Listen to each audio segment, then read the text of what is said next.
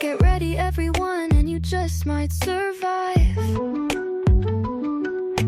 Ruben and Jason are here with their X-Men deep dive. Going through all the X-books is their mission, so get ready for the Learned Edition. Things are getting weird in here. Ruben hopes another sword book gets announced this year. It's the Weird Dose of X, the X-Men comic show. It's the Weird Dose of X, guaranteed. It's the Weird Dose of X, guaranteed not to blow. Except How dare you! It's the Weird Dose of X, the X-Men comic show. It's the Weird Dose of X, guaranteed not to blow. Except your mind.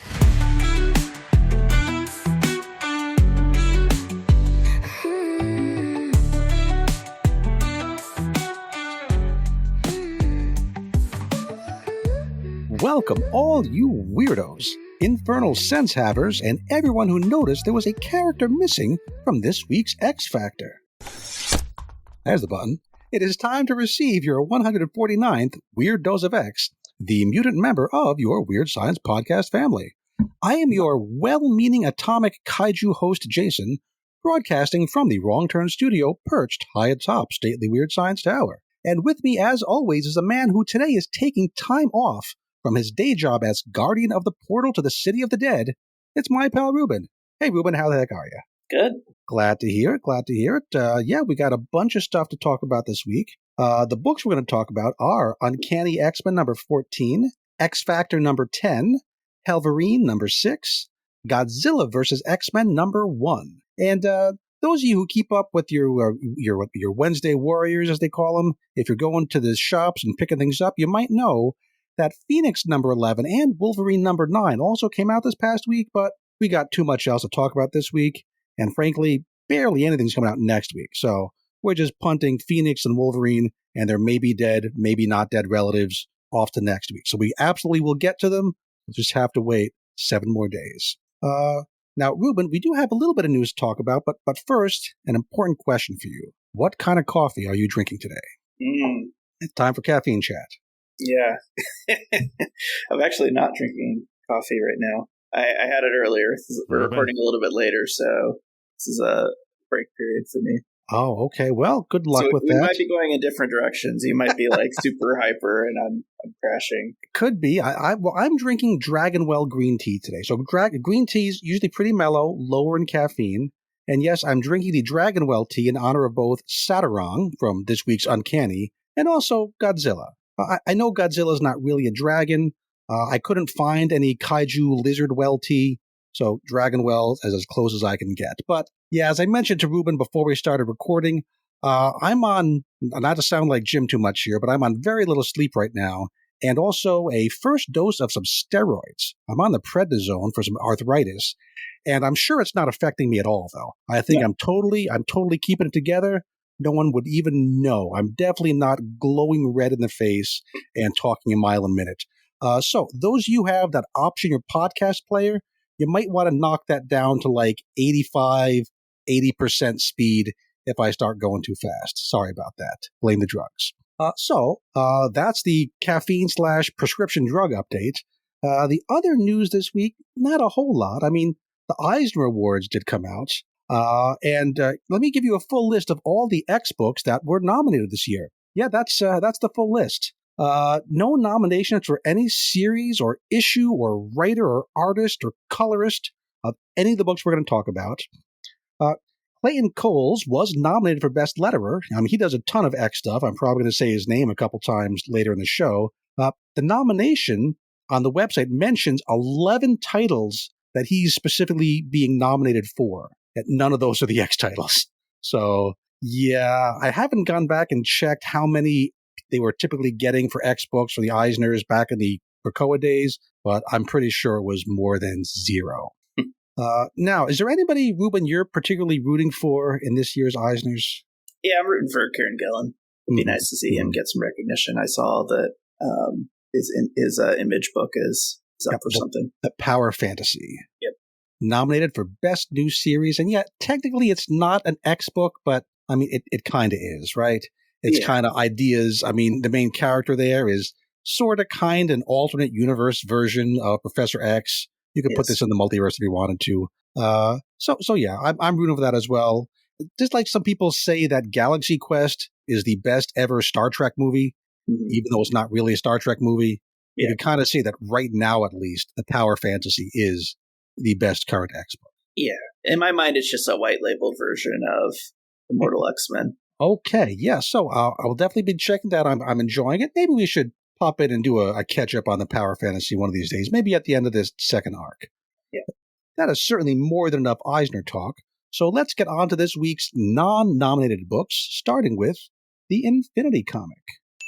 Okay, this is Astonishing X-Men number 22, I Have Seen Tomorrow, Part 4. And yeah, by the end of this chapter, we finally see what that title has to do with anything. It is written by Tim Seeley, art by Eduardo Ordino, colors by KJ Diaz, letters by the Eisner-nominated Clayton Coles, but not for this.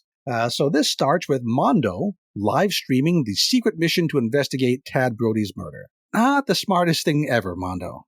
I do like seeing Banshee kind of reduced to a teacher managing a bunch of kids on a field trip. Everybody gets a little giddy when they're, out and about. Mm-hmm. I did like the bit where Mondo didn't know what to call this team, because we've struggled with that. He doesn't know, is it X-Men, or is it like Generation X post-grad edition? So we still haven't gotten a name for it. Probably just, I don't know. Is it the Astonishing X-Men? It's Gen X. It's just a bunch of goofballs. That's what it is. So Mondo, this drug is having no effect on me at all. They need to ask Scott Summers, right? Didn't he say he's the authority on? He needs permission who on. Gets to be Absolutely. Who gets the X book, the X title? Mondo also kind of catches us up, gives us the recap of the last couple chapters, which is nice. We know that Banshee gave a particular glass to this Tad guy. Banshee hears the sound of that glass underground here at this disused nuclear test site. So underground is where they need to go. How to get there? I kind of like this bit. Skin, he's on the team. He spreads a bunch of his extra skin out really grossly all over the ground and finds the edge of like an air grate, which is a cool idea, a way to use his powers. Yeah. The art does not really do this justice, right? And the art, it looks like the grate was just, like 5 feet off to the side, sticking up, and no one noticed it until he did this thing.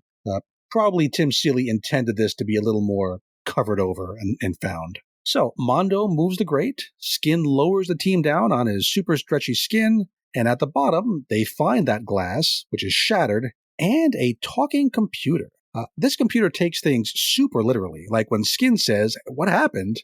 the computer starts at the Big Bang. Very literal. The computer does not look very high-tech or futuristic, does it? I'm looking at it now, and I see reel-to-reel audio tapes. I see a cracked oscilloscope-looking screen, an old CRT monitor. I'm wondering if this is a clue that maybe it's not as high-tech as it appears to be. Maybe there's something not as it seems. Yeah. Or maybe this is just how Audino drew it. What do you think? Because I have some of my Dragonwell tea. Well, at the end, we see, is it Wild Child? Is that his name? Wild Side. Wild Side. Okay, I always get these wild people mixed up. Yeah, he talks about having gone to the future with this thing, and I kind of think that didn't happen. Because I do not think that this thing is a time-traveling, high-tech piece of equipment. I would believe it might be a brainwashing machine, but... Yeah, that's the big question. I think you're onto something. So we'll talk about that again at the end. But yeah, I think the physical appearance of the computer might be the first clue that it's not super high-tech. It looks as old as everything else here, which is like 1950s vintage. Now, Husk decides that she's going to treat this computer voice like a modern AI chatbot. We've seen the X-writers, comic writers, love to make, very of-the-moment references. So we've had a lot of AI-generated stuff, a lot of apps, a lot of social media stuff. Mm-hmm. So this is the first I've seen specifically AI chatbot referenced in a comic. Yeah. She chats to it. What it tells the team is that, number one, the computer's name is Ambient Energy Dampening Actualization Module Unit 0. Now, Ruben, I know an acronym when one is being contrived in front of my face. And so clearly this computer is Atom 0. ADAM 0. Oh, yeah. Isn't Atom something that I feel like there's 18 kinds of atoms, right? So I don't know if this is referring to anything particular or if it's just the first of something. Number 2, we learn that this computer, Adam Zero, killed Tad Brody, or at least that's what they're kind of inferring. Adam says that Tad, quote, did not fulfill his obligations. He was angry he was not receiving more currency. He attacked, and due to my peacekeeping protocol, which feels like DC might have a little trademark infringement going on, due to my peacekeeping protocol, I was required to respond. Adam X, that's who it is. That's what I was thinking of. Oh, yeah. Is that's a Liefeld character? Fabian Nicieza? Yeah. Okay. Yeah. Oh, of that era, yeah. It was like there's so many this guy X that's why I get them confused. Yeah. Maybe it's connected. That'll be cool if it turns out to be that way. Yeah. So Banshee says that this computer is itself the teleporter they've been looking for because they jumped to the conclusion that a teleporter had to be there killing Tad in his locked hotel room because no one could have had a key, I guess. Adam, the computer, says that half of Tad is right there in Vegas where they saw it, and the other half is in Yakutsk, Siberia. I don't know if that particular location is also a clue or if it's just somewhere very far away and foreign sounding that Tim Seeley picked. And also, I don't know that this computer really is the teleporter. That seems, again, they're kind of jumping to some conclusions here that aren't really supported. I see. You're saying there might be somebody there that's in the shadows, a shadowy figure. we love our hashtag shadowy figures. And Banshee says that must be it. And actually it's Husk who says this is our teleporter, referred to the computer, and Banshee just agrees with her. The computer then shows them like holographic footage, like R2-D2, Obi-Wan Kenobi, you're our only hope, that kind of footage. Mm-hmm. It shows them footage of the death of Rhonda Forcebeams, who, remember, she was the victim in the first murder that they came here to investigate, the one who fell to her death in front of the hotel. Mm-hmm. In the recording, Rhonda's saying she doesn't want to be part of whatever was going on with Tad. Tad was working both sides, trying to get his ratings and clicks up. Rhonda then acts like she's under some kind of psychic attack. She says, I ain't letting you brainwash me like the rest of these losers. So Ruben, maybe you're onto something with that brain manipulation thing. Yeah. And while she's distracted by what's ever going on with her brain, a guy with 4 arms tosses her off the roof. This 4-armed guy's name? What's his name, Ruben? I don't recognize this character. Well, it tells us on the next page his name is Forearm. Oh, I see. That's F-O-R-E arm. We did see him in kind of like a group shot when they were setting up part of the deal with that mystery phone earlier on. So he has been in this story before. His real name is Michael McCain. According to the fandom wiki, he was part of the villain group that appeared in Dazzler Concert of Champions. That was his most recent appearance. So maybe this is a continuity error here, but I'm not going to go looking for it. So somebody else will have to do that deep dive. I have my limits. I actually went back and looked for that in the review copies, and I could not find it. So I still don't believe this actually came out, and you're just like... well, then somebody has hacked into the wiki, because that's what it says. It says that on the wiki. So going forward, you could always just tell me, oh yeah, that took place in the Concert of Champions. I will not be able to confirm or deny it. Yeah, same here. Again, I haven't read the actual thing. I was just curious when this guy's last appearance was. Oh, was he on Krakoa? Was he resurrected sometime? And it says most recent Concert of Champions. Yeah. Okay, the last thing that we learned from the computer is that this is a Mutant Liberation Front operation led by Wildside. Wildside in this recording says that this computer, which he calls the Zero Unit, this computer has brought him, Wildside, to the 39th century. And he sees that in that time, mutants run the planet, humans are extinct, which he thinks is great, right? He was kind of playing nice on Krakoa when that was the thing to do, but really deep down in his heart, what he wants is kill all humans. Very, very Bender from Futurama. And he doesn't just want to kill all humans, he wants to kill all humans ASAP. He wants this to happen sooner than the 39th century. He's I think accelerationist is the term we use these days. Yeah. And so he actually has a common interest with those flat scanners, which he hinted at when we saw him on the page, right? They both think they both want a war right now, like basically a race war between mutants and humans. They just, both sides think that they're going to win. So they want to have it. It actually reminds me of some creepy Charles Manson family kind of things. He was trying to start a race war in his crazy mind. Yeah. If you want to be super creeped out, look into that. I recommend you probably don't. And then at the end of this chapter, Wildside and the rest of his little MLF group, can I call them MLFers? That sounds rude. Wildside and his MLFers show up in person, and it looks like there's going to be a fight. Well, a whole lot of exposition in this chapter, but what did you think, Ruben? It's okay. It's moving the story forward. I'm curious about this dopey little computer, what it actually is, and I enjoyed the interesting use of Skin's ability. Yeah, I think this is the anti-penultimate chapter of this story, right? This is chapter 4 of presumably 6 is what we've been getting. Yeah. So next time this time we got a bunch of exposition. We kind of found out, there's a trip to the future maybe involved. Maybe it's a whole ploy. Yeah. Next time we'll get a fight. And then in the final chapter, we'll get everything kind of wrapped up and pointed at where the next author is going to take us. Yep. But yeah, a fine chapter. It moves things along, gets the job done. That is the Infinity comic. Moving on now to the first of our non-Infinity comics. This is Uncanny X-Men number 14, legacy number 714, The Dark Artery, part 2 of 4, An Infectious Mind. It is written by Gail Simone, art by David Marquez, colors by Matthew Wilson, and letters by the Eisner-nominated Clayton Coles. This issue continues the 3 story strands that were begun in issue 13. First strand is Gambit on an adventure with a dragon. Number 2 is the Outlier Kids investigating a secret mutant mausoleum on the grounds of Haven House. And number 3 is a historical narrative about a mutant lady coming to Louisiana round about 100 years ago, give or take. And 2 of those 3 strands are going to kind of hook up by the end of this book. As we did last time, let's start with our man Gambit.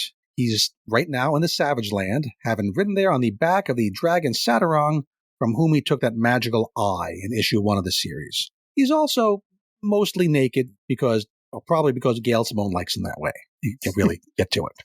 Yeah, a little beefcake, I think they call it. So they've just killed some dinosaurs there in the Savage Land. Saturang is ripping to the corpses for a snack. Saturang reminds Gambit and us that, at least according to Saturang, if Gambit holds on to that eye much longer, it's going to do horrible things to his mind, turn him into a ravenous beast who will kill and eat his friends and loved ones.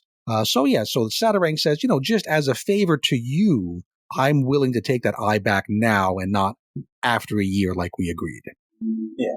Still a little bit skeptical that Saturang is telling the truth here. He seems, his interests are going a certain way. Gambit doesn't seem too worried. He still wants to hold on to them. Maybe he's also a little skeptical that the dragon's telling the truth. Yeah, he seems to not care. I was trying to figure that out.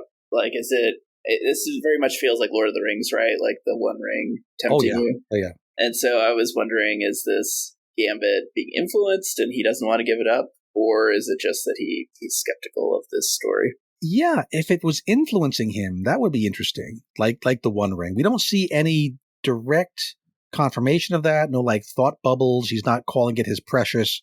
Nothing like that. But that's an interesting way to look at it. I like it. That would probably be a little too on the nose. But yeah, it's just kind of interesting. I'm curious what's really motivating him with the decision not to keep it. Because if somebody told me, this thing's going to turn you into a zombie, I probably would be like, okay, I don't need this. Yeah, or at least I'd look for confirmation on that idea from, one of my many magical friends. Like I talked to Doctor Strange, right? I guess magic, you need to go outside the... Yeah, Doctor Strange is in Asgard right now, I think, so... But you've got a lot of choices. Dr. Voodoo's been stopping by, or, Wolverine and Storm know him, so... Yep. You got a lot of choices. You can talk to somebody. So, Gambit and Saturang fly back towards Haven House, and on the way, Gambit presses the dragon for any more information on whom this Endling might be. Because remember, this dragon was the first person to mention that one of these Outlier kids was going to be this big, horrible Endling character. Yep. Saturang doesn't give specifics, but says, quote, I'm sensing it has female energy. Yeah. Now, strange that an ancient dragon would talk like a Tumblr poster circa 2015, but that's what we get. That's, again, we know who wrote this.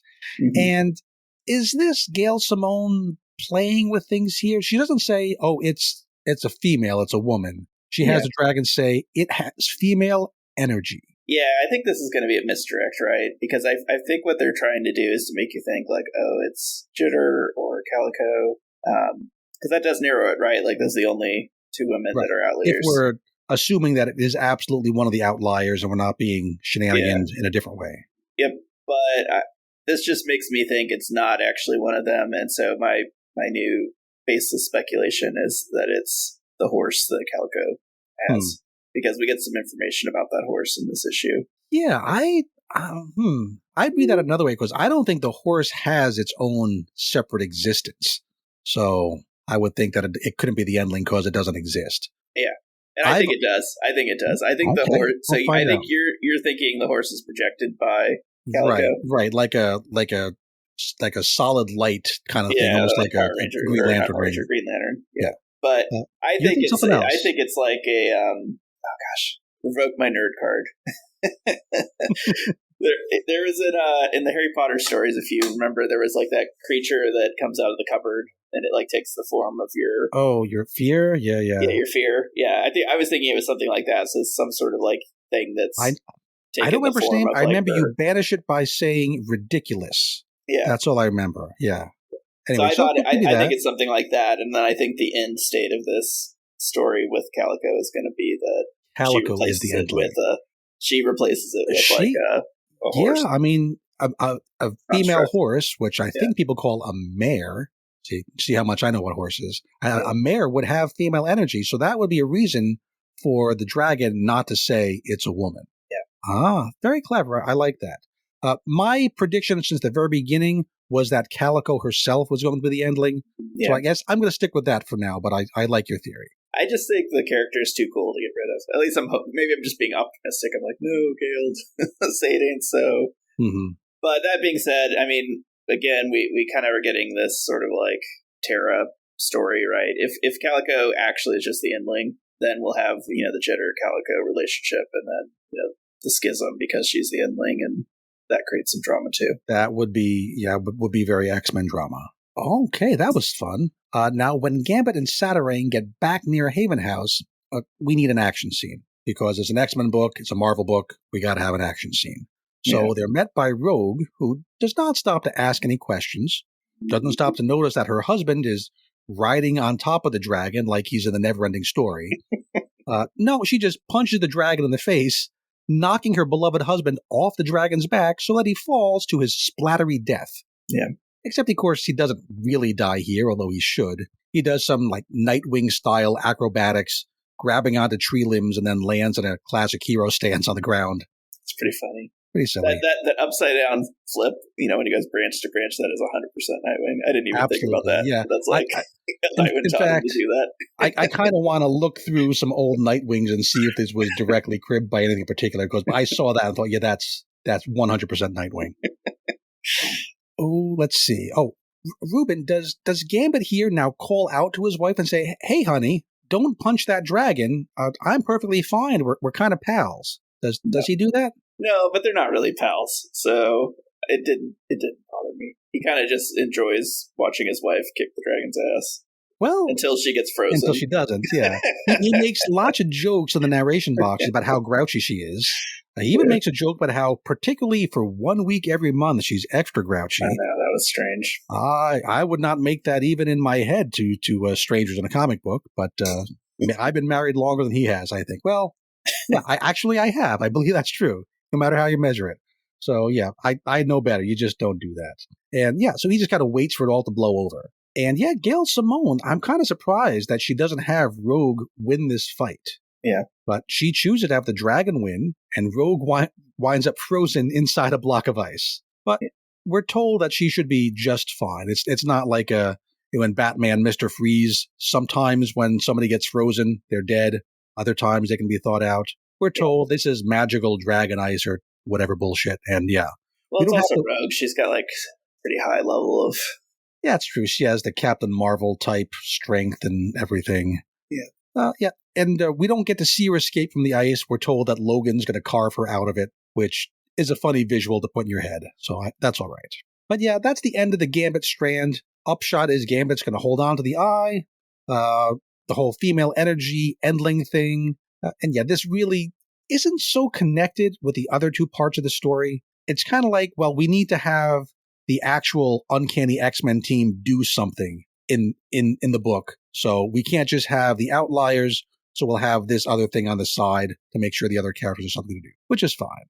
Oh, one more bit from this part of the story. Jubilee gets very emotional when she sees Saturang. She says to the dragon, quote, "You remind me of someone." And Saturang says to her, "He misses you. Go see him." Now, yeah, I thought that was kind of cool. It was a callback to Shogo and how he's in Otherworld. And I kind of wondered, I mean, I wasn't super invested in that storyline, but the first time we saw Jubilee here without Shogo, I was like, what's going on here? Doesn't she have a young child to be taken care of? I did go back and read. So Shogo, for those who don't know or don't remember, he was Jubilee's adopted son. And at the beginning of Krakoa in the Excalibur series, when she brought him to Otherworld, his childlike imagination mixed with the magic of Otherworld, and he became a dragon there. And he was really happy there. And whenever he would bring her, she would bring him back into, the real 616, he would seem kind of cranky and want to go back. I did go back and read Shogo's most recent appearance in comics, which was the finale of Teenie Howard's Knights of X book. I had very little idea what was going on in that book because, I didn't read the 15 issues ahead of it or whatever. And it seems just that Shogo chose to stay behind in Otherworld, and I guess that's where he still is. I question that choice, though. I mean, my 4-year-old makes a lot of choices, but she doesn't really. I don't honor them, right? Right. It's not ice cream for dinner every night, as the 4-year-old would probably choose. Yeah. Or when she wants to stay at the park, right? Oh, I'm going to stay at the park. It's fine. You can go home. I'm not going to be like, okay. Right. And then revisit her at the park every few days. Yeah. So. Now, this might just be a little character moment for Jubilee, not meaning a whole lot, but go see him is what the dragon says. So is this leading up to Jubilee going back to visit Otherworld? Maybe in this book, maybe she exits this book. We haven't really seen her do much of the team, so she's kind of been superfluous. Maybe this is Gail Simone's way of saying, well, actually, I don't actually need her on this team. She can just fly off to Otherworld. Could be, maybe. Or you might go, what you've been waiting for is Otherworld arc. I know how much you love Otherworld. I don't imagine to do that. We've had so many books canceled. Maybe there's going to spin off to be a Jubilee in Otherworld story. Oh, okay, I thought you meant this was Uncanny X-Men would find a way to get itself canceled. No, I don't think so. I think anything, we might get another book. Like Jubilee and get Captain Britain in there because we got Captain Britain needs to be around somewhere. Well, that's true. I mean, we have gotten rid of the X-Force. Yeah, X-Force. She's not doing anything. So. Right. Yeah, okay. Could be. Next strand, it's time to do some history. Remember that Henrietta Benjamin, she's our main character here. She's a black woman from Chicago, also a mutant, bringing what appears to be the cremated remains of her mother to Louisiana, presumably to inter them in, well, it's a creepy mausoleum now. Maybe it's something not quite as ornate at that time. We haven't seen it yet. Yeah. Exactly when this happens is complicated. There's people at the House to Astonish blog, if you want to check that out, kind of seeing some contradictions, but basically it's like 100 years ago, right? Yeah. They show an orphan train talking about a dust bowl. I think Gail Simone is just trying to get the idea that, it's about 100 years ago. I think we just have to assume that maybe history in the 616 went down a little bit different than now. I think that's either we say that or we say Gail Simone screwed up the history. I'm fine saying the 616 things happened a little different. Whenever we are, Henrietta has made it by train to New Orleans. Am I supposed to say New Orleans or New Orleans? I don't even know. I think it's either way. Either way. I could really lean into it. I'm not even going to try the accent, but I'm going to stick with, well, I don't even know what I'm going to say. Let's find out together. Yeah. She's made it by train to New Orleans. Than me saying Outliers every time. There she is in southern Louisiana. And she now accepts a ride the rest of the way to her destination from a guy named George, who is the nephew of a porter she just met. She's not quite sure if she can trust him, but when he tips his cap to her, he reveals one of those secret mutant language symbols that tells her he's safe to go with. Now, she didn't trust the mutant M hand signal so much. She thought that might be someone trying to set her up, but she trusts this symbol. So this, so this must be more tightly held secret than the Midnight M. Yeah. These two head out in George's car, but they are followed by those two detective guys from The Service, including the one named Jacob Miller, who hassled Henrietta last issue, spilled all her stuff, almost spilled her mother's ashes. We're not supposed to like him. And they have these S's on their jackets that are very much there to make us think of Sentinels. And in this issue, Jacob Miller even refers to himself as, quote, a sentinel of our purity, which I don't think that's supposed to be like capital S, capital P, like that's the name of his group. Mm-hmm. But I think it's just he's being poetic. And again, Gail Simone nudging us saying, hey, he's just like those killer robots. Yeah. When the car gets the spot where they can't drive anymore and Henrietta's going to have to walk, they're confronted by those detective guys who followed them. What was the detectives' plan here? Were they planning on arresting these two? For what? Are they just going to hassle them some more? What do you think was what they wanted to happen here? Because it all goes horribly wrong, as we know, but what was the plan? I read this as basically he wants to kill them. I think that was sort of the plan. And I think he was like, I'm not going to do it in the middle of New Orleans, right? Because even given the timeline, maybe it's not, that kosher to just gun people down in the street. But, once they get out to the backwoods. Wow, that makes them really, really dark, which is possible. We don't know what this organization is. Maybe they are trying to exterminate mutants whenever they can get away with it. That's my sense. I think he was like, hey, I want to make sure they're mutants, and then I guess he sees enough to maybe he also could see inside the hat, the liner. Well, we really don't know. We don't get to see the plan because George, he kind of panics, and he's also a gentleman, and he jumps in front of Henrietta as if to get between her and the shotgun that the guy is holding. The detective panics and lets go with the shotgun, blasts a big old hole through George's chest.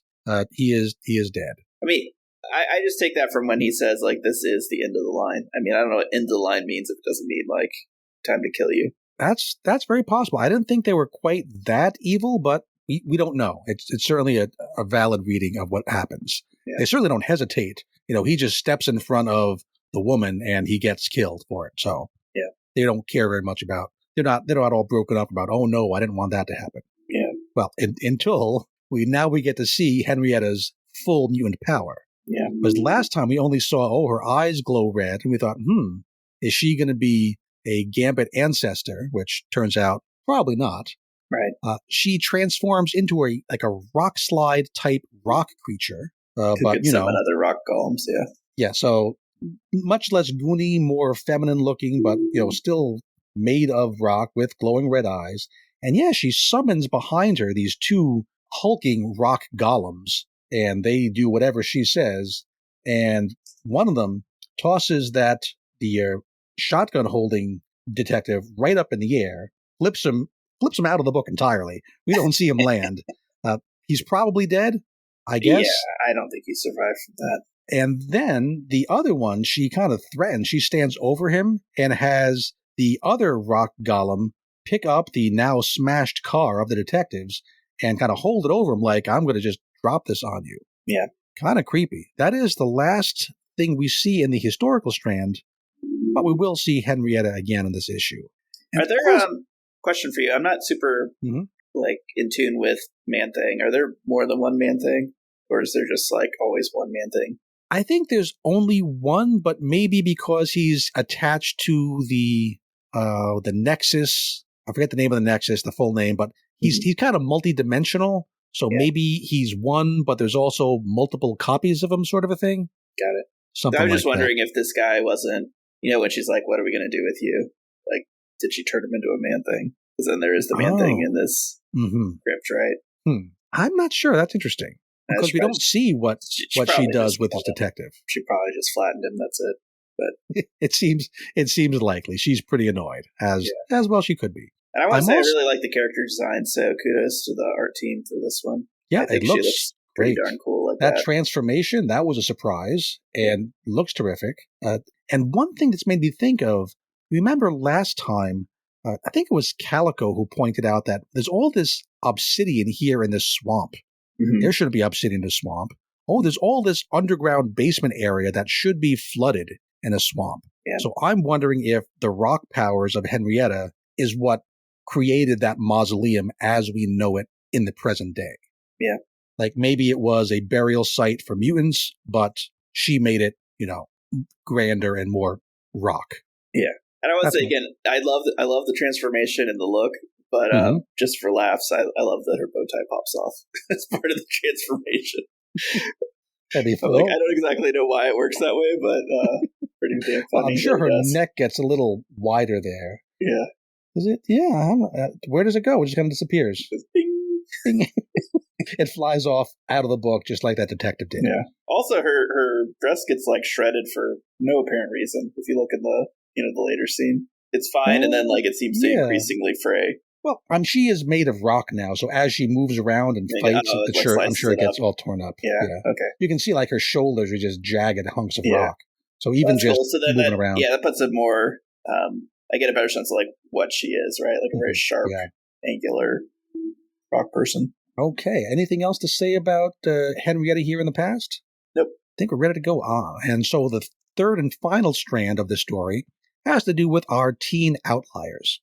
So when we left these characters last time, they had made their way down some very creepy stairs into a very creepy mutant mausoleum in the swamps of Haven House and had just run into our old pal, the Man-Thing, who, might be this detective, who knows. Man-Thing is guarding a door. To get through the door, there are 3 requirements. You have to tell him your name, your quest, and your favorite color. Wait, that's the wrong movie. What you have to tell him is, I didn't have time to edit that sound clip, so you have to play it in your head. I know you're all hearing it in your head right now. Yeah, the real really annoying icebreaker. Well, that's what that's from. Your favorite? No, I don't know that one, but you're gonna get kicked out of the Nerd Club room, and that is Monty Python: The Holy Grail. Oh God, I have watched that. For shame. I've not memorized it though. I think I watched it once. Well, we know what recommended viewing is going to be for you this week. The actual 3 things are, number 1, you can't be afraid because all who know fear will burn at the touch of the Man-Thing. Mm-hmm. That's about all I know about the Man-Thing, right? I know that, and I know that there's a really funny title that he had. There's a book out there called Giant Size Man-Thing, and that is hilarious. I don't care who you are. That's funny. Number 2, you have to be a mutant. If you're a flat scan, can't get through this door. Yeah. And number 3, you have to tell the Man-Thing what is your deal as a mutant.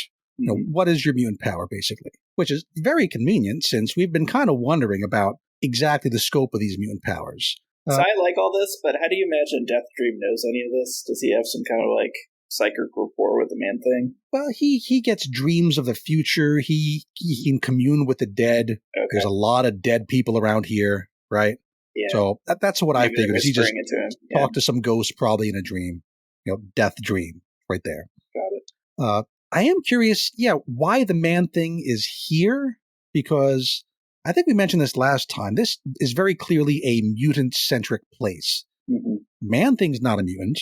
He has a whole other deal that he has to take care of, guarding the nexus of all realities. That's the name of the thing. So I'm confused why he's part of this particular place. And isn't he maybe we'll find out. Isn't the Man-Thing a curse? You don't want to be a Man-Thing. Again, I don't know the details. That sounds right. I always get the details of Man-Thing and Swamp Thing all mixed together in my head. So not quite sure. But I hope we do find out why Man-Thing is attached to this place. Yeah, so I also want to commend the artists on this as well. I think his Man-Thing is very formidable. Sometimes it looks goofy, but this thing is That was a very funny sentence, Ruben, but go ahead.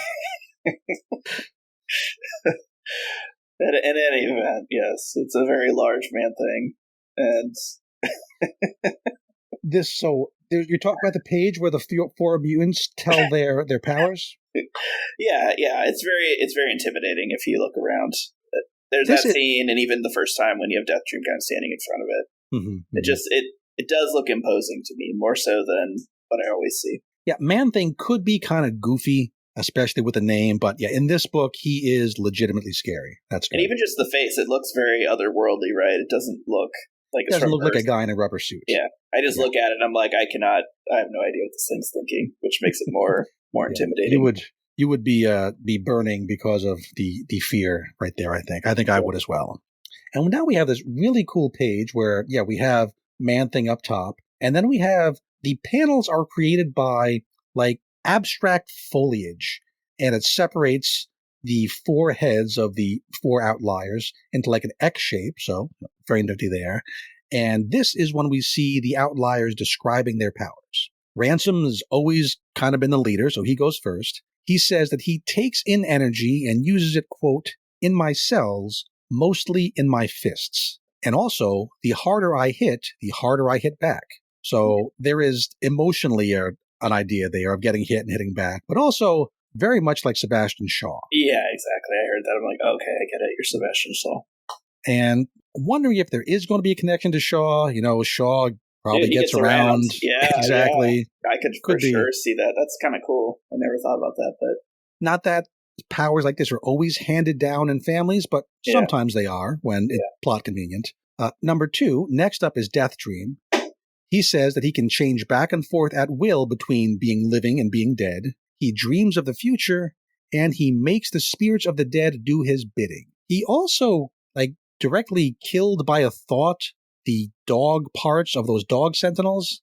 Yeah. So I'm not sure where that fits into this description here, but Man-Thing buys it. He lets both Ransom and Death Dream pass through. Third up is Jitter, and we already pretty much knew everything about her abilities. For 1 minute, she can be the best in the world at any skill or talent.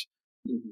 Kind of bummed we don't learn what the limitations are. Yeah, that's the only. Otherwise, I think her skill is very straightforward, and I like it, but I think we need to flesh out the limits. Otherwise, a lot of times I'm just like, why don't you just do 1 minute here, 1 minute there, the same thing over and over again. Just push the reset button, do it again. So I'm wondering if there's once per hour she can use it, or she can't use the same expertise twice in a row or twice ever, like the Staff of One. There's got to be some kind of limitation. Also, I'm kind of curious how she knows that it makes her actually the best in the world at that talent and not just real good, right? I mean, maybe she's just being kind of, cocky. Yeah. Not cocky. Or she's kind of, it seems like I'm the best in the world. I'm not going to say it makes me really good. It seems to make me the best in the world, I guess. I guess she's just kind of speaking quickly there. But Man-Thing lets Jitter pass through as well. Mm-hmm. Last up is Calico. She says, quote, I have a special bond with my horse Ember. I can give us powers. He's my friend. And Man-Thing does not let Calico pass. She freaks out a little bit. Clearly, she's been suppressing something. We kind of knew this, not surprised.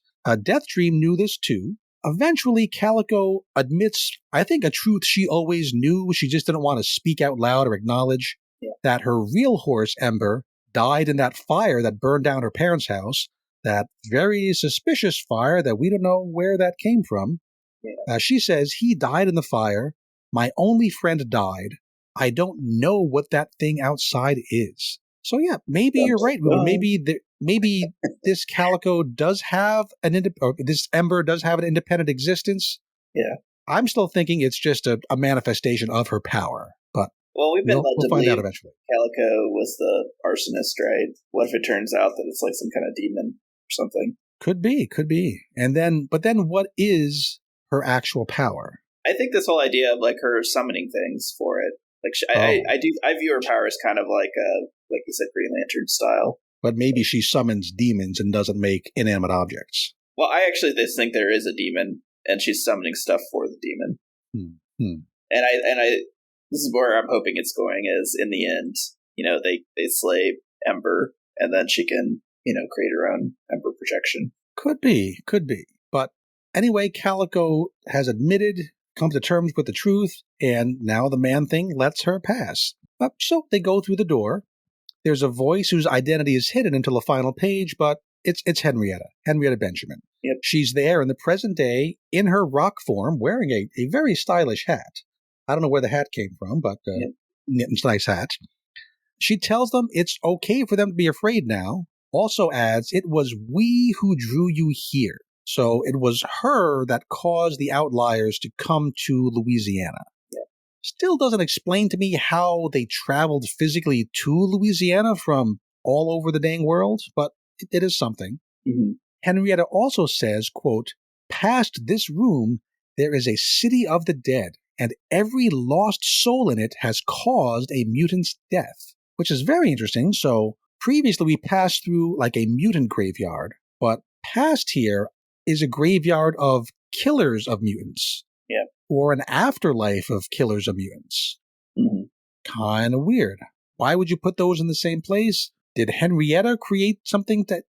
some of this is shaped by Henrietta. We're going to find that out next time, presumably. Yeah. And she's also projecting some kind of like fire or something in her hand, which I'm like, oh, is her power more than just rock? Rock powers, but...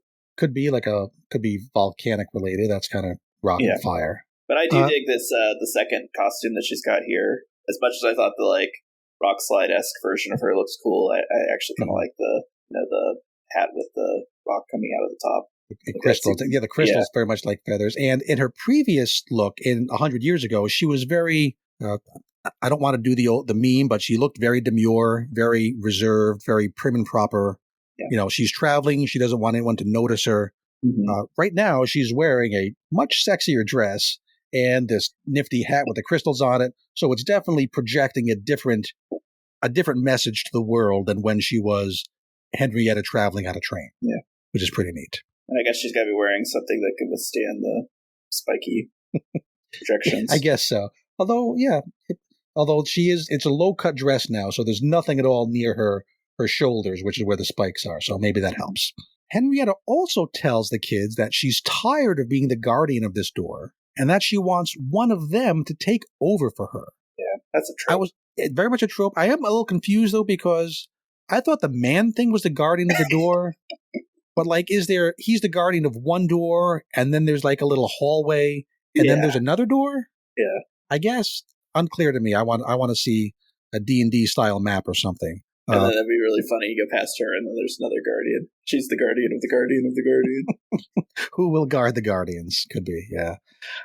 That's where we leave it, with Henrietta standing there in her sexy new dress and cool hat with a fire in her hand, and saying, yeah, I want somebody else to take my job.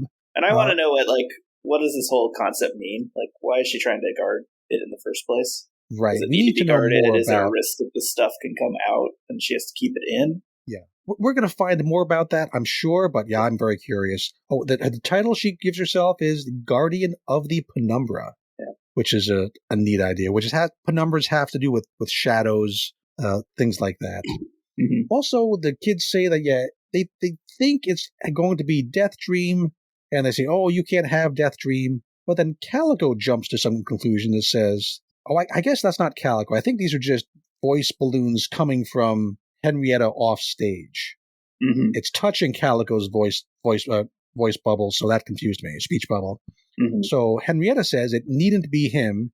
He was just the most obvious choice. It can be any of you. So any of these kids, whether the same one is going to be the Endling and the Endling is the Guardian, or if those are two separate things they're going to be, don't know. My reaction to that was like, okay, this must not be a high-stakes guardianship because I don't trust these kids to guard anything. I mean, Jitter could be the best guardian in the whole world 1 minute. For 1 minute. So, that could be it. Maybe that's it. Anyway, I enjoy this quite a lot. Pretty good issue. I like the way Gail Simone's weaving these strands together. I like the way two of them are matching up, although leaving me with lots of questions, but, in a good way, in a way that I don't feel like things are being skipped for the most part.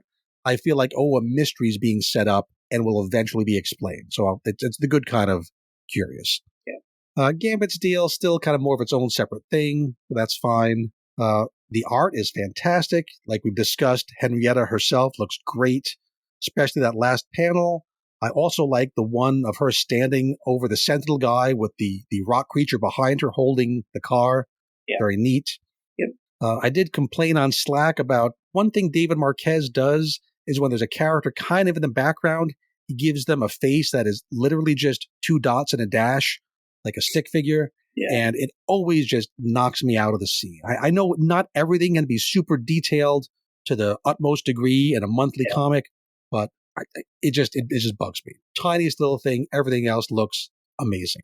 Yeah, isn't there like an intern that could add a little bit of detail to this? Like, I don't know how this works. That's how it works in manga, right? Yeah. There's one guy in charge of the foreground characters and everybody else fills in the back. Yeah. Maybe there should be something like that. But yeah, I enjoy this a lot, enjoy the plot, enjoy the characters, enjoy the mysteries. So I'm going to give Uncanny X-Men number 14, I'm going to go up to an 8.3 out of 10. Pretty darn good book. How about you? Always one-upping me. I had 8 written down, so I'll just stick with what I planned. But That's what I had too. I talked myself up. But I was very satisfied with this, and this is the kind of story I want when I'm reading an X-Men story, right? And I'm excited to see the next issue. It feels like we're world building, and it's fun to see the characters have their kind of little moments. Indeed. Yeah, and these outlier kids are feeling more and more like real X characters all the time, which is very neat. Okay, that was Uncanny. Now moving on to X Factor number 10 of 10. Survivors Guild. That's Guild, which I don't think is a typo. I think it's supposed to be a pun, but I don't really get it. They form a guild like they're all working together, maybe. It's written by, if you couldn't have guessed already, Mark Russell. Art by Bob Quinn. Colors by Jesus Abertov. Letters by Joe Caramagna, who has not been nominated for an Eisner this year as far as I know. When we left off last time, our team had split into 2 factions. We had the official, still loyal to the government X Factor, who at this point is really just Angel and Pyro, and they're going after Polaris, while the other group, Havoc and everybody else, they went on a semi-wild goose chase on the other side of the world to keep some dangerous tech away from Dr. Doom. While that second group was flying home from that mission, one of their prisoners, Strick 9, he broke open the glass bauble around his head, which releases poison gas into the plane. And that's where we pick up. Strick 9 and the other 2 members of his group are already dead from the poison. I didn't even bother looking up the names of the other 2 characters because they were brand new characters in this series and will never appear again in another comic book for the rest of time. Yeah. I am curious, though, why is Strick 9 himself dead? How can he be affected by his own poison when, before this, he's living inside like a diver's helmet bubble with the poison stuck in there with him? Good point, yeah. And he's all tied up, so unless you want to say he has like a cyanide hollow tooth or something, I don't know what happens here. But it's not quite as bad as the final issue of X-Force, where everything had to be hit super fast forward. Yeah. But things are a little bit on fast forward. Yeah. Strick 9 is dead somehow. He also, I'm saying, will never be heard from again. But how will our heroes escape? A narration bubble literally reads, "This was a tactical jet. Plenty of parachutes on board, but no time to put them on." And I don't see how what happens next could have taken any less time than just putting on the damn parachutes. Yeah. Havoc instead grabs an inflatable raft. Now, Ruben, if I'm provisioning a plane, I'm going to have both parachutes and a raft on there for safety purposes. Yeah. I'm going to make the parachutes more accessible than the raft. That's just me. Put the parachutes on top, raft underneath. You want them both, but parachutes first. But here, the inflatable raft is right there. Indiana Jones, right? Oh, 100%. This is Temple of Doom happening. He gives the raft to Granny, and then he uses his plasma to blow a hole in the side of the plane.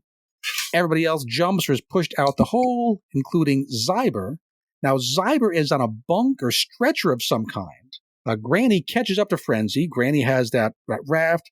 Granny activates the raft, and then they Temple of Doom it all the way down. But what the hell is going on with Zyber and this bunk? Because out of nowhere, a parachute appears from the bunk. I read this over and over again. There was no mention of, this is a special safety bunk, safety stretcher. It just has, out of nowhere, it just has a parachute. Well, this was the plan all along. They were just going to fly by some hospital and throw Cyber out the aircraft so he could parachute down. Very weird. It feels like there should be some previous setup, some speech bubble, something saying, "Oh, by the way." Strange, it's like I don't understand why it was so needed. Odd. Yeah, I guess he wanted to do something more interesting. Complaints about magic surfing on the surfboard, and he didn't want to get flamed for the concept of the inflatable going down too fast. Yeah, I think Mark Russell just wanted something to happen more interesting, more complicated than they put on parachutes and parachute down. Yeah. And so he made this happen. But they float down to the ocean below, and in an amazing coincidence, because the ocean's kind of big, they land right next to a yacht piloted by McCloud, that Cloud guy who escaped from Nevermore Base in issue 6. Mm-hmm. And this yacht, which is named Golf Daddy, we saw him appear on this yacht in that issue. In that issue, there was another guy already on this yacht, presumably the owner, and I wonder what happened to that guy, right? Did McCloud kill him? Just toss him overboard?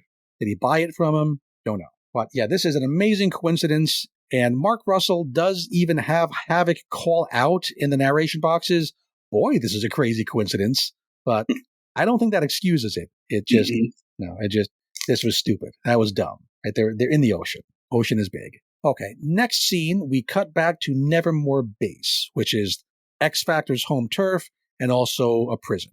We didn't get to see what happened when Angel confronted Polaris at the end of last issue. It should have been a hell of a fight, right? Angel versus Polaris, who wouldn't want to see that? Yeah. But all we get to know is that he captured her without apparent injury to either of them, and his online popularity is plummeting, which is, that's what the series was supposed to be kind of about from the beginning, but Mark Russell has mostly forgotten about it until now. Mm-hmm. We do get to see that Polaris is in one cell and Darkstar's in another. Polaris is still defiant, talking about wanting to live up to the example set by that guy Jovius, the guy who was supposedly killed on Krakoa defending the vital records or whatever, but who we know is working with General Mills and everybody here at the base. Now did we know that before this? Because I didn't know that. We saw that he was here. We had the end of one issue. We had seen a couple times this top secret, do not open sliding door. Oh, yeah. Okay. And one time we saw behind it, big reveal, Jovius is alive. Remember, he had all this crazy, hot, luxurious food he was eating? Mm-hmm. That was the one time we saw him. Yeah, I had totally forgotten that plot point. I was like, okay, it's really convenient. Now, General Mills reveals to Polaris what we already knew, that Jovius is right there. And we get to learn the actual truth of the day Krakoa was attacked. Yes, Jovius was shot and left for dead, but luckily he just so happened to have redundant sets of all the organs that got shot. Another crazy coincidence because it's number 10 of 10 and we got to wrap this up. He got captured by Orcus, he got sold to General Mills, ended up working for this bunch of losers. Jovius says that he made, quote, the worst mistake any mutant or person can make, feeling gratitude toward your captor, which clearly this is supposed to be the big, deep, philosophical moment for Mark Russell.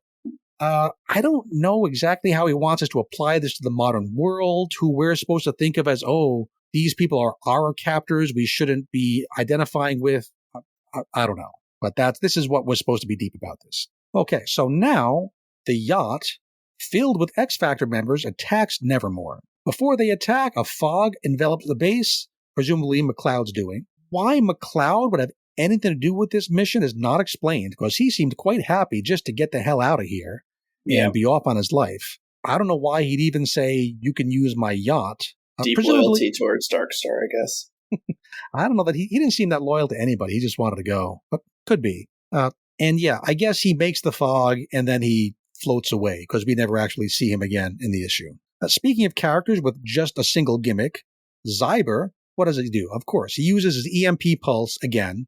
Is one thing. He's got to do it one more time before he too is never heard from again. The EMP frees Polaris and Darkstar.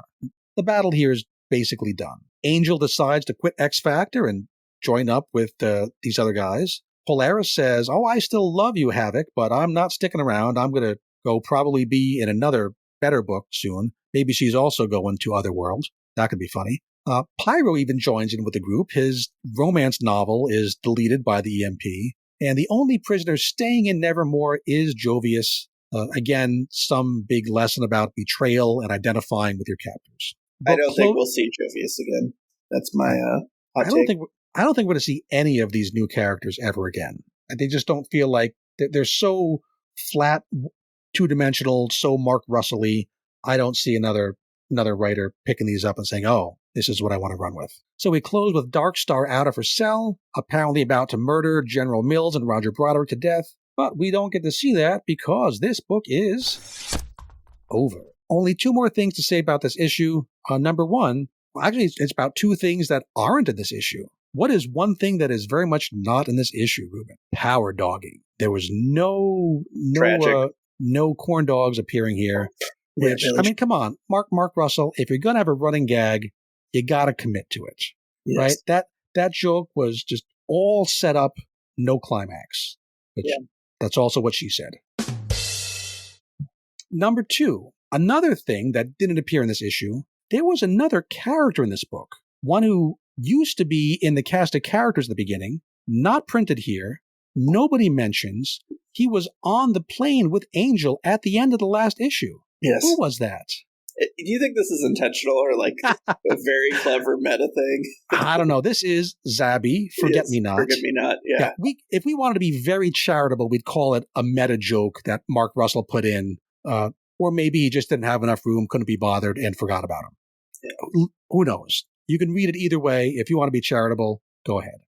This could be a very good joke, but I don't want to like give him credit for doing it. It would be by far the best joke in the book, in the whole run, if so.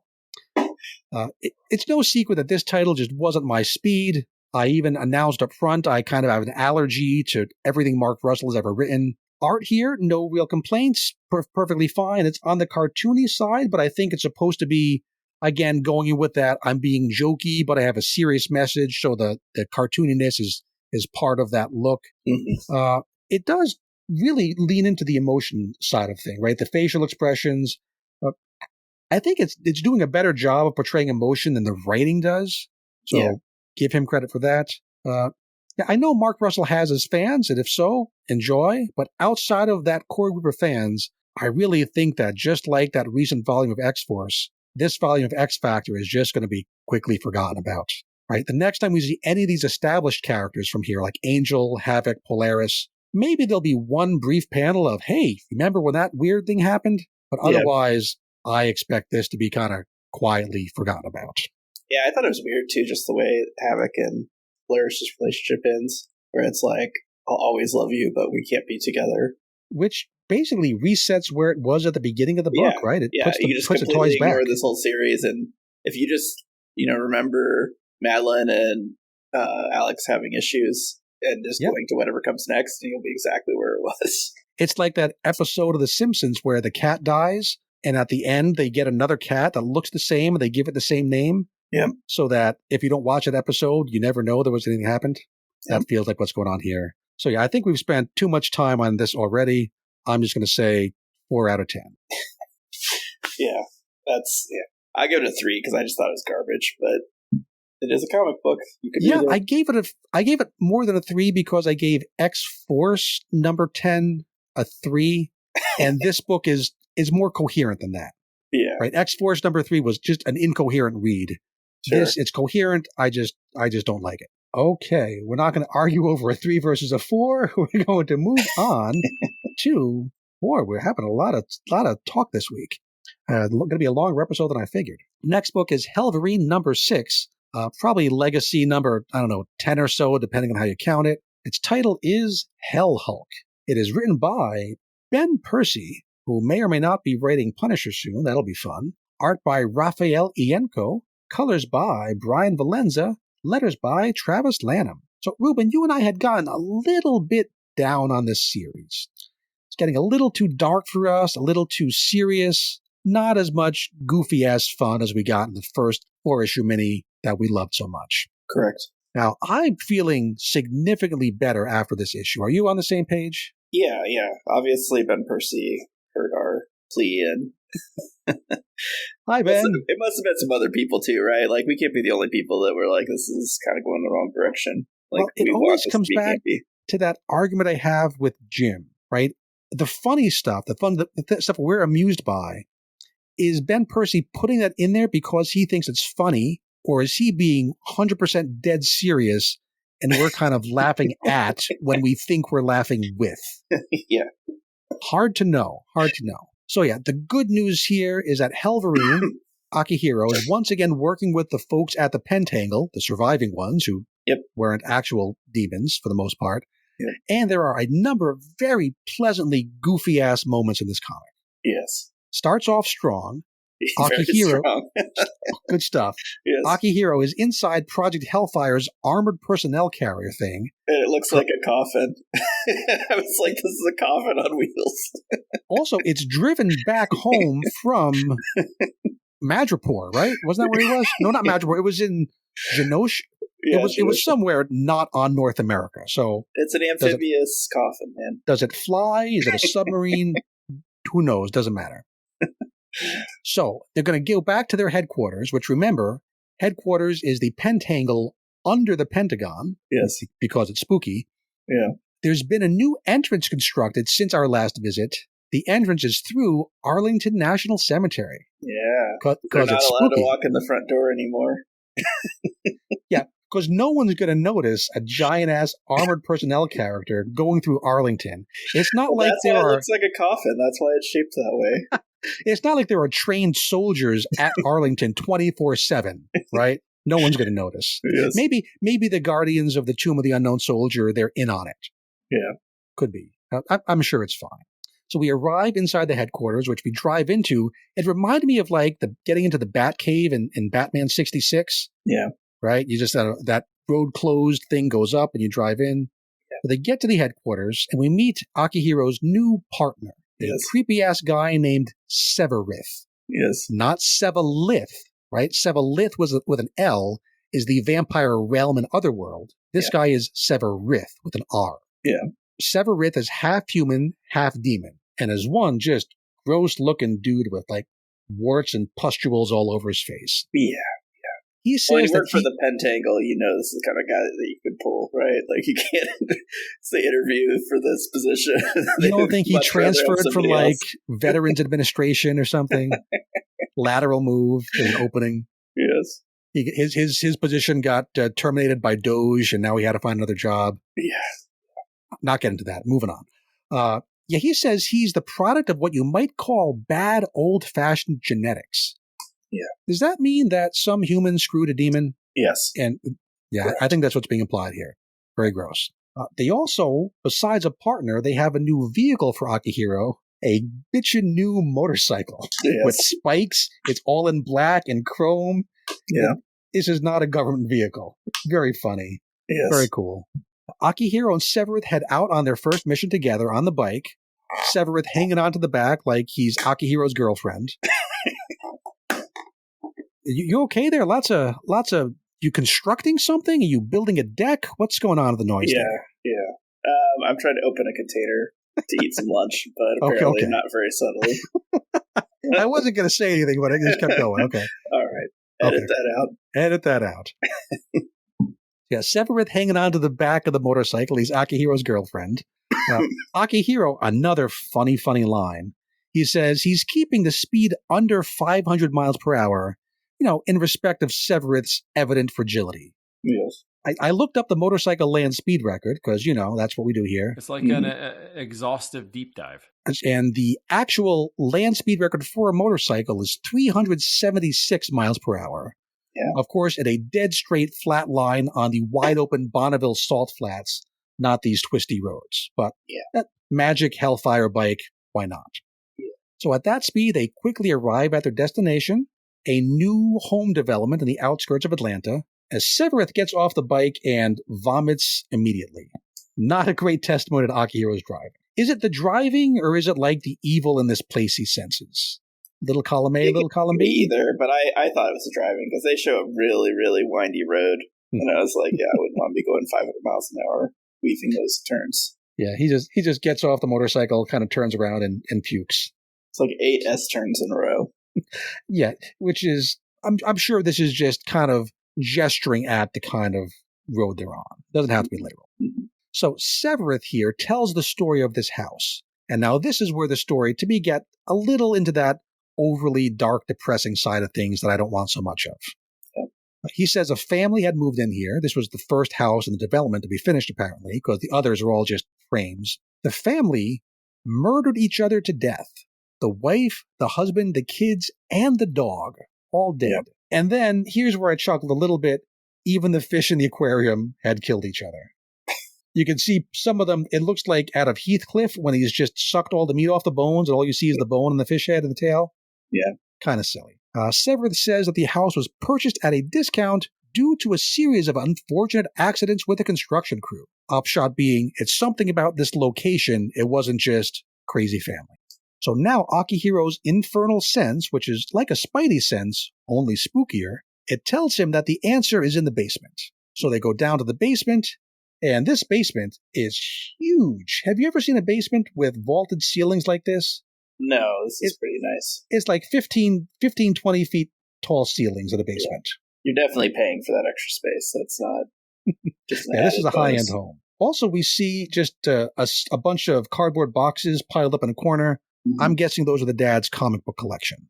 And I'm calling dibs because he's not using them anymore. The infernal sense now says, oh, it's even further down. So Akihiro transforms into Hellverine, digs down to a cave below the basement floor, and finds a giant red demonic finger. Mm. Which made me think, oh, Ben Percy is watching Jujutsu Kaisen. He's going to eat it. He's going to. I was waiting for Akihiro to eat this demonic finger. Because that's what you do when you find a demonic finger. But alas, he hasn't done that yet. He brings the finger back to the Pentangle, and they do something arguably even stupider than eating the finger. Yeah. Because we see the Hell Hulk here was about, 93% complete. Yeah. Right? He has no head. He's missing some kind of groin area. He's missing some fingers. Other than that, it's Hell Hulk. Why would you put the finger back on? Well, when you got Hell Hulk body parts, you got to make a Hell Hulk. I guess it's like Voltroning it back together. Severith makes some words about, we need to understand how it functions. It's all about learning and science, and I don't know. Keep all the parts separate. You put them in those biohazard containers they've got at their base, and you stash it away. I would think so. That's what I would do. But, I don't work for the Pentangle. I think they just think it's super cool to put the pieces back together, and that's why they do it. Yeah. Now, in the final scene, there's been an outbreak of violence, very similar to in the house, but this outbreak is on a cruise ship on Lake Michigan. Akihiro and the team go to investigate. Hellverine free dives down to the murky depths of Lake Michigan, and on the final panels, right next to the ship's anchor, we see, and I'm laughing because it's so funny, we see the head of the Hell Hulk. There at the bottom of Lake Michigan. It has horns, it's alive, and it looks very grumpy. Just so, and wouldn't you be grumpy if your head was stuck at the bottom of Lake Michigan for God knows how long? So yeah, I found this issue a great step in the right direction. I want more silliness like this, fewer depressing families killing each other. I do like that the art plays it completely straight. No winking at the camera at all. It's just, I'm presenting it like it's supposed to be serious, and you get to choose whether or not you laugh at it. And also, listeners, if you enjoyed that miniseries, but you kind of fell off the first arc of the allegedly ongoing, you can jump in right here. You don't need to read the first 6 chapters. All that happened is Akihiro kind of broke free from the influence of Mephisto. Now he's got a whole new status quo. This could have been issue 1, really, right? Mm-hmm. Definitely. So this is not an important book. I can't imagine this majorly affecting larger Marvel continuity, but that's okay. It's over the top, goofy spookiness. That's what I like in Hellverine. This book is getting literally 0 reviews over at the Roundup, which is kind of a shame, because this is certainly better than average for what's coming out of the X office right now. It was definitely better more people should read it. Than X Factor. Yeah, better than all the canceled books, I would say. Yeah. And the reassembling of the Hell Hulk kind of makes me think of Gideon Falls, which was a pretty good horror story. Ooh, I think I read the first issue of that and never went back to it. Yeah. So I think you just spoiled it for me, but that's okay. Yeah. How dare you? How dare you? But yeah, I'm giving Hellverine number 6 an 8 out of 10. It's not perfect. It's not wonderful. It's not going to win any Eisners, but it is a fun read, and some weeks that is good enough.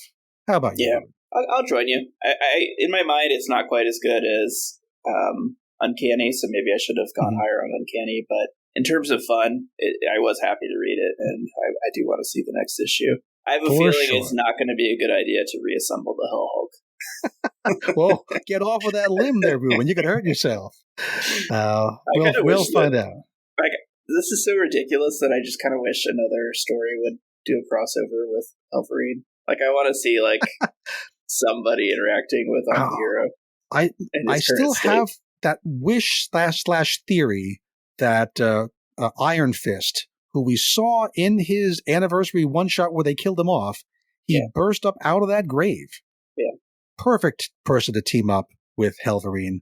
I've said it before. It's been so long now that if they were going to do it, they probably would have done it by now. Yeah. But I know, hey, Ben Percy, if you're still listening, ask if you can use the undead Iron Fist. Yeah, because that'd be awesome. We're going to do like a ridiculous story. I feel like it gets to the point where it's so ridiculous, you're like, it's not really in continuity, I don't buy it. But as soon as somebody else references it, like, you get the rubber stamp, right? It's like, ooh, this is real, yeah. 616. So I just need that. I need him to see him either driving his motorcycle through the back panel of some book or just something. I mean, his dad is Wolverine. Yeah. You can certainly have a crossover between those two books. That's very possible. But that's in the future.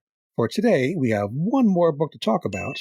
And this is, excuse me, we'll edit that burp out. And this is Godzilla vs. X-Men #1 of 1. It is written by Fabian Nicieza, art by Emilio Lizo, who is doing a very authentic feeling version of 90s X comics without falling into parody. Appreciate that.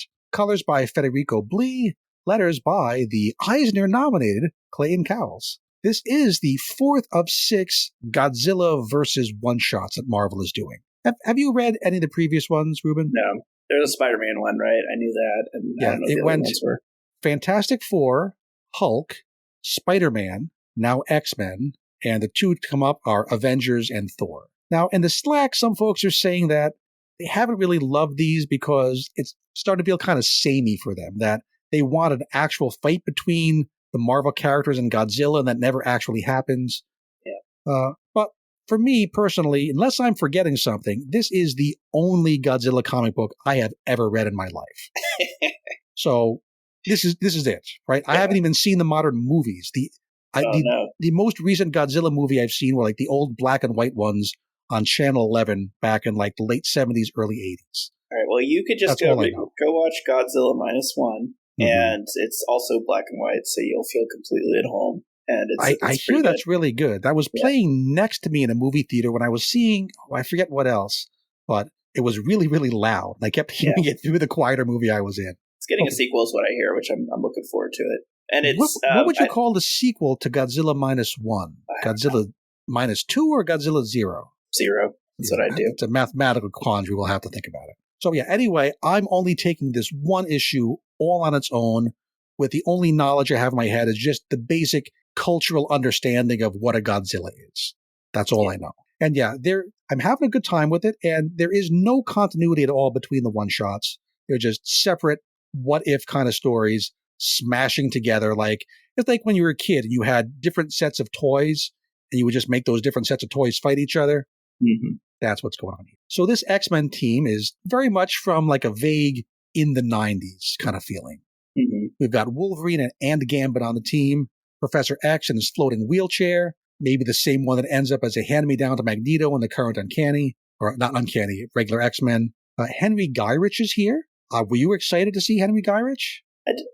Excited, no, but it made sense that he'd be working for the government. And did it remind you of how he died? Because I know you like that scene.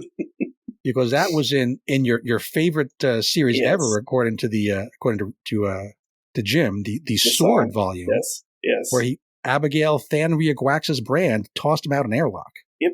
Hasn't been seen since. That's what you do when you've got a Henry Gyrich. You throw him out the airlock. But she was.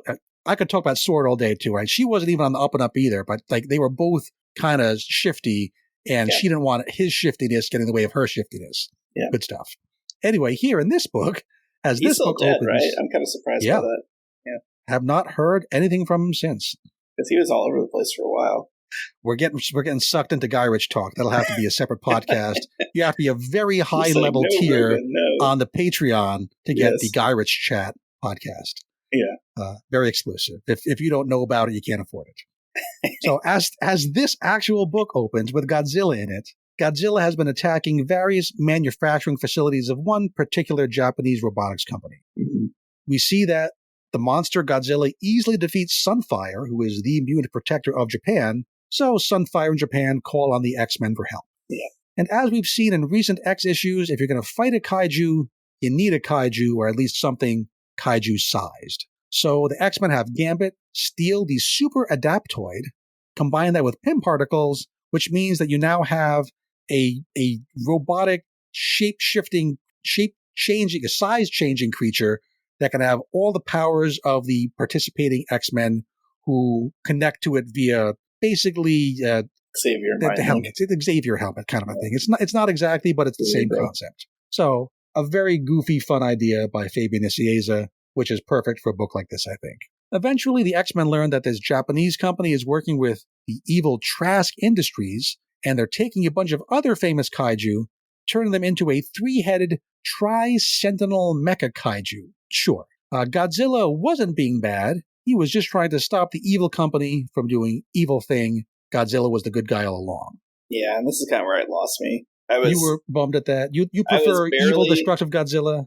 I was a little into the X-Men thing. I was like, maybe the big X-Men thing fighting Godzilla's kind of cool. But the character design for this, whatever you just said, is just I had to write it out nonsense. Phonetically. Yeah. It is, let me check again, Tri-Sentinel Mecha Kaiju. Yeah. Well, yeah, so they team up. There's a bit of, obviously they defeat the bad monster. Godzilla returns to the briny depths, roll credits. A bit of a heavy-handed moral at the end. Godzilla and mutants are both feared and hated. Sunfire sees his reflection and says, oh, maybe we humans were the real monsters all along. But even that feels like part of the game here, right? Part of what it might have been back in the 90s, part of the era. So yeah, while I don't plan on picking up any of the other issues, I had a fun enough time here. There's a ton of variant covers that I'm sure people who are into variant covers are going to enjoy collecting, and that Marvel will enjoy taking your money for. I just had fun reading the digital issue, had a good breezy time, will maybe never think about it again, but it was fun while it lasted. 7.5 out of 10. Okay. How about you? A little lower, I'm guessing? I'm going to go to a 5. Yeah, I did not like it. I didn't think the designs were that inspiring. I didn't get X-Men fighting. I don't need to see Super Adaptoid fighting Godzilla in my X-Men versus I thought that little bit of continuity dragged in. I thought that was kind of fun. I got a kick out of it. And I know you're always going to get like a super basic version of every character, and you got to introduce like who the X-Men are and who Godzilla is, like in these types of books. But you've got 20 pages to do it in. I kind of wish they wouldn't, because this is not going to be anyone's first X-Men book or first Godzilla book. If you're picking up X-Men versus Godzilla, you must know who those characters are. So I kind of wish it would just be a better story. But I've heard that they're in the chat we were getting some very detailed breakdowns on, like, I guess their licensing rules that you can't show Godzilla ever losing in your comic book. I guess so, yeah. So it was interesting, and so I guess maybe you're very limited in what you can do in these types of books. It reminded me of talk about how Dwayne "The Rock" Johnson can never lose a fight in the Fast and Furious. Like, that's in his contract too. That's what makes me think of. So now Dwayne "The Rock" Johnson and Godzilla are now forever linked in my brain. Kind of funny. Anyway, that was Godzilla versus X-Men #1. It's the thinnest of ideas, but kind of fun if you're into that. But don't take it too seriously. Yeah, if you're into it, it's worth checking out. But I didn't enjoy it. All right, that was the final issue we had to talk about today. Next week, the only 2 books on our docket for next week that are coming out next week are Exceptional X-Men #4, where we get to check back in on what old Mr. Sinister is up to with Alex. And also we have a new ongoing, which is Spider-Man and Wolverine. Because we don't have enough titles about either of those 2 characters, we need more. This is written by Mark Guggenheim and art by Carrie Andrews. I really tend to enjoy Carrie Andrews' art, so I'm looking forward to that. I don't imagine that an artist of his stature is going to be on interiors for a whole bunch of long time, maybe just an arc, if it even goes longer than that, but I'm going to enjoy the art while it lasts. Also, next week we'll talk about the 2 books that we didn't talk about this week, which are Phoenix #11, Wolverine #9, and see maybe if any of those dead relatives are really alive again or not. Does that sound like fun to you, Ruben? Yep. Okay, and recommended viewing, I guess, for you, Ruben, you are recommended to view Monty Python and the Holy Grail, because you got to know that. If you're going to be on a comic book nerd podcast, got to know that. And I clearly need to watch Godzilla -1. So I will try to do that before next week. And our viewers can certainly watch along with us, or what else can our loyal listeners not viewers, it's a podcast. That's the drugs talking. What can our loyal listeners do between now and next week? Read more X-Men comics. Get ready, everyone, and you just might survive. Ruben and Jason are here with their X-Men deep dive. Going through all the X-books is their mission, so get ready for the learned edition. Things are getting weird in here. Ruben hopes another sword book gets announced this year. It's the Weird Dose of X, the X-Men comic show. It's the Weird Dose of X, guaranteed. It's the Weird Dose of X, guaranteed not to blow. Except your mind. It's the Weird Dose of X, the X-Men comic show.